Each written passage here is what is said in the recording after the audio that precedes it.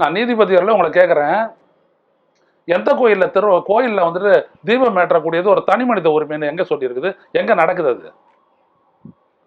இங்கே திருவண்ணாமலை அதான் ஆரம்பம், மூலம். அங்கே வந்துட்டு ஒரு இண்டிவிஜுவல் ஏற்றுறாரு. அதை கோயில் ஏற்றுது, திருப்பரங்குன்றத்தில் கோயில் ஏற்றுது, பழனியில் கோயில் ஏற்றுது, எல்லா இடத்துலையும் கோயிலினுடைய நிர்வாகம் தான் ஏற்றும். எந்த தனி மனித உரிமையும் கிடையாது. அது வீட்டில் வந்துட்டு அகல் விளக்கு கொளுத்துறதுக்கு தான் தனி மனித உரிமை. தனி மனித உரிமைன்னு சொல்லிட்டு நீங்க ராம ரவிக்குமார் கொடுக்குறீங்க.